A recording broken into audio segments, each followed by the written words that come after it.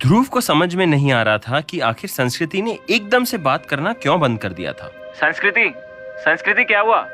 तुम बोल क्यों नहीं रही? संस्कृति का मोबाइल उसके हाथ से छूट के जमीन पर गिर गया था। उसके ऑफिस के कॉलीग्स उसे घेरे हुए थे। संस्कृति, उठो संस्कृति। अरे संस्कृति गिर गई, कोई एम्बुलेंस बुलाओ जल्दी से। नहीं, एम्बुलेंस आने में टाइम लगेगा। इसे कार से ले चलते हैं, हॉस्पिटल पास में ही है। तभी एक कॉलीग की नजर संस्कृति के मोबाइल पर गई। उसने मोबाइल उठा के देखा तो स्क्रीन पे ध्रुव का नाम दिख रहा था और एक आदमी की हल्की सी आवाज आ रही थी। उसने फोन कान में लगाया। संस्कृति यार, क्या नाटक है? अरे वो संस्कृति बेहोश हो गई है, हम उसे हॉस्पिटल लेके जा रहे हैं। क्या? बेहोश हो गई? कैसे? पता नहीं क्या हुआ उसे, वो तो डॉक्टर ही बताएंगे। हमने तो बस उसे गिरते हुए ही देखा। हेलो। ध्रुव को कुछ समझ में नहीं आया। वो उस वक्त ऑफिस में था। वो जल्दी से अपने डेस्क से उठा और बॉस के कैबिन में भागता हुआ गया। सर मैं ग्वालियर जा रहा हूँ, एक बहुत बड़ी इमरजेंसी है, 1-2 दिन में वापस आ जाऊंगा। क्या अभी तो छुट्टी से लौटे हो तुम? फिर छुट्टी? ये ऑफिस है, तुम्हारे पापा की दुकान नहीं कि जब चाह उठा और चल दिए। सर मेरे पास टाइम नहीं है एक्सप्लेन करने का, आके बताता हूँ आपको, अभी मुझे जाना पड़ेगा। Okay, sorry. ध्रुव, तुम ऐसे नहीं जा सकते। ऑफिस में कोई कायदा कानून है या नहीं? सर लीव के लिए मैं मेल कर दूंगा। सॉरी सर, इतने साल हो गए काम करते करते, थोड़ा कॉर्पोरेट कर लो। वापस आके अपने हाथों की चाय पिला दूंगा आपको। ध्रुव जल्दी से कैबिन से बाहर आया, अपने कैबिन में जाकर अपना बैग उठाया और बाहर बैठे अनुराग को अपनी कार की चाबी पकड़ाई। अनुराग, कार घर छोड़ देना। ध्रुव ने पीछे से आ रही बॉस की आवाज को अनसुना कर दिया और तेजी से बाहर की ओर भाग गया। पता नहीं कहाँ से आ जाते हैं लोग काम करने। टारगेट की कोई टेंशन ही नहीं है। घर की कंपनी समझ रखी है, जब चाहे छुट्टी ले लो, जब चाहे काम कर लो। आओ वापस तुम ध्रुव, तुम्हें बताता हूँ। अब मैं इस बार मैं तुम्हारी चाय पी के भी नहीं मानने वाला। बड़बड़ाते हुए बॉस को पीछे छोड़कर ध्रुव ऑफिस से निकला और मेन रोड पर आके ऑटो लेके सीधे एयरपोर्ट की ओर निकल गया। रास्ते से उसने अपनी मम्मी को फोन लगाया। मम्मी, मैं 2 दिन के लिए बाहर जा रहा हूँ। अरे अब कहाँ जा रहा है? मैं वो केदारनाथ जा रहा हूँ। केदारनाथ? क्या हो गया है तुझे? अभी तो वैष्णो देवी गया था, अभी केदारनाथ? ये क्या मंदिर के चक्कर लगाने लगा है? हे भगवान, कहीं संन्यास लेने का तो नहीं सोच रहा? नहीं मम्मी, संन्यास नहीं ले रहा, लेकिन जाना पड़ेगा। मेरा मन बहुत भटक रहा है, शांति की तलाश के लिए जा रहा हूँ। अरे घर आ, मैं तुझे एक बहुत पहुँचे हुए बाबा के पास ले चलूंगी। अपने आप मन शांत हो जाएगा। अरे मम्मी, अब तो टिकट बुक हो गई है, तो मैं जा रहा हूँ, वापस आके चलूंगा। मेरी एक बात नहीं सुनता, कर अपने मन की। अच्छा, कब तक घर आ रहा है?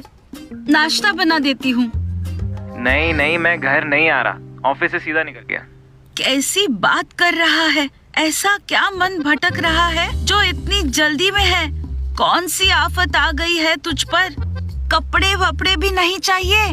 भगवान कपड़े नहीं, भक्त की भावना देखते हैं। अरे लेकिन ब्रश, कंघी कुछ तो ले जा। भगवान के सामने क्या बिना हाथ मुंह धोए, बिना नहाए जाएगा? वो मैं देख लूंगा, आप टेंशन मत लो। आजकल होटल में सब मिलता है। कैसे टेंशन मत लो? शादी जब से टूटी है, यहाँ से वहाँ भाग ही रहा है। अपने किए पे पछतावा हो रहा है तो बता ना, मैं बात करती हूँ स्वाति के घर वालों से। मम्मी, आप फिर बात शादी पे ले गई। स्वाति से शादी टूट चुकी है और इस बात का मुझे कोई पछतावा नहीं है। अच्छा, मैं फोन रखता हूँ, एक इम्पोर्टेंट कॉल आ रहा है। लेकिन मेरी... क्या हुआ? ध्रुव का फोन था। पागल हो गया है हमारा बेटा। कुछ दिन पहले वैष्णो देवी से लौटा, अब केदारनाथ जा रहा है। क्या? कहीं संन्यास लेने का तो नहीं सोच रहा? मैंने भी यही पूछा उसे। मेरे जीते जी वो संन्यास नहीं ले सकता। वो कुछ भी कर सकता है। ये बात तो मैं भी मानती हूँ। देखो, घर भी नहीं आया, सीधे ऑफिस से निकल गया। लोग 60 में संन्यास लेते हैं, ये 30 में सटिया गया है, गधा कहीं का। मेरा तो विश्वास ही उठ गया है उससे। आने दो, बताती हूँ उसे। बहुत हो गया। वहाँ ध्रुव ने ऑटो में बैठे हुए संस्कृति को फोन लगाया। संस्कृति के कॉलीग उस वक्त उसे कार में हॉस्पिटल लेके जा रहे थे। हेलो, संस्कृति कैसी है? कहाँ है वो?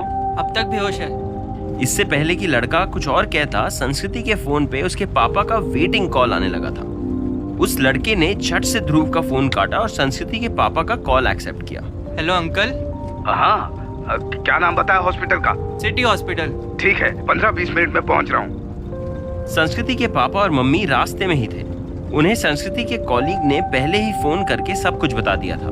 उनको जैसे ही संस्कृति के बेहोश होने की खबर मिली, दोनों एकदम से घर से निकल गए। ऐसे अचानक बेहोश कैसे हो गई? सुबह से सिर्फ सर दर्द ही तो था। जाके पता चलेगा। एयरपोर्ट की ओर जा रहे ध्रुव को ऑटो में बैठे हुए अलग अलग तरह के ख्याल आ रहे थे। यार वैष्णो देवी का झूठ बोला, कहीं इसकी सजा तो नहीं मिल रही संस्कृति को? नहीं नहीं, देवी माँ ऐसा थोड़ी करेंगी। आई प्रॉमिस मैं पक्का आऊंगा देवी माँ आपके दर्शन के लिए। शंकर भगवान मैं केदारनाथ भी आऊंगा, संस्कृति को भी लाऊंगा। उसे कुछ होना नहीं चाहिए बस। खुद से बातें करते करते ध्रुव मोबाइल पर फ्लाइट चेक करने लगा। Oh fuck, 15,000! नहीं नहीं, चलेगा चलेगा। अभी ग्वालियर पहुंचना ज़्यादा इंपॉर्टेंट है। पैसे तो आते रहेंगे। भाई थोड़ा तेज चलाओ यार। अरे भैया ऑटो है, हवाई जहाज नहीं जो उड़ा दें। उड़ा नहीं सकती, भगा तो सकते हो। भगाओ इसको, खाली सड़क है। ऑटो वाले ने गुस्से में स्पीड बढ़ा दी। दूसरी ओर दिल्ली में स्वाति अपनी प्रेजेंटेशन पे काम खत्म करके शाम के 7 बजे तक फ्री हो गई थी। फ्री होके उसने अंकुश को कॉल किया। हाँ Swati, I am free now. तुम कहाँ पे हो? जहाँ तुम्हें ड्रॉप करके गया था ना, वहीं हूँ। व्हाट? अंकुश तुम तब से होटल के गेट पे खड़े हो? स्वाति, आई मीन टू से मैं अभी यहाँ पहुँच गया हूँ। शॉप से जल्दी फ्री हो गया था तो जल्दी निकल गया। ओके, तुम वेट करो, I am coming in 5 minutes. Swati ने कपड़े बदले, एक ब्लू कलर की घुटने तक की ड्रेस पहनी, परफ्यूम छिड़का, बालों को खुला छोड़ा और जल्दी से होटल से बाहर आ गई। अंकुश कार के अंदर बैठा हुआ था। जैसे ही उसकी नजर स्वाति पे पड़ी, वो सरप्राइज हो गया। वाह Swati, you are looking amazing. Thank you. Ankush car से उतरा और स्वाति के लिए कार का दरवाजा खोला। स्वाति हंसते हुए कार में बैठी। अंकुश भी ड्राइविंग सीट पर आके बैठा और कार स्टार्ट करके आगे बढ़ा दी। You have such good manners, अंकुश। मेरे लिए डोर खोला। अभी ध्रुव होता ना तो कहता जल्दी बैठो यार, हमेशा लेट करती हो। आई थिंक तुम ध्रुव को मिस कर रही हो। इट्स ओके, होता है। No no, I am just telling you. अरे मैं तुम्हें बताना भूल ही गई, आज मेरे साथ क्या हुआ। मेरी फ्लाइट आज ऑलमोस्ट मिस ही हो जाती अगर ध्रुव नहीं होता। क्या? What happened? स्वाति ने अंकुश को सारी बातें बताई कि कैसे उसने गुस्से में ध्रुव के एयरपोर्ट ड्रॉप करने के ऑफर को मना कर दिया और फिर कैसे ध्रुव ही उसके काम आया। सच में ध्रुव ऐसा बंदा है जिससे कोई ज्यादा देर तक नाराज ही नहीं रह सकता। देखो आखिर उसने मुझे मना ही लिया। ये तो बहुत अच्छी बात है। पता है, हमें प्रैक्टिकली रहना चाहिए लाइफ में। नाराज रहने का कोई फायदा नहीं है यार। Life is very very short. हंसते खेलते निकल जानी चाहिए। ये बात मैं तुम्हारे साथ रहते हुए सीख रही हूँ अंकुश। वैसे मैं भी तुम्हारे साथ बहुत सी बातें सीख रहा हूँ। अच्छा, you hungry? Very hungry.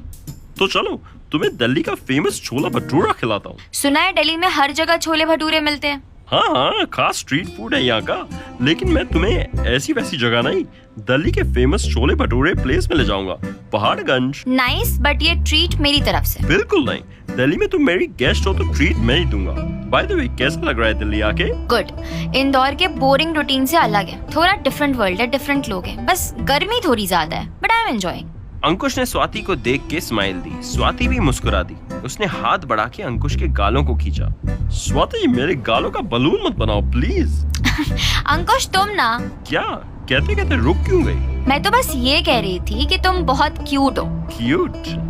Swati और अंकुश साथ में घूमते हुए पुरानी बातों को काफी हद तक भुला चुके थे। जो उथल पुथल दोनों की जिंदगी में आई थी, वो एक दूसरे का साथ पाके कहीं खो सी गई। वहाँ इंदौर से ग्वालियर पहुंचने में ध्रुव को लगभग 2 घंटे लग गए।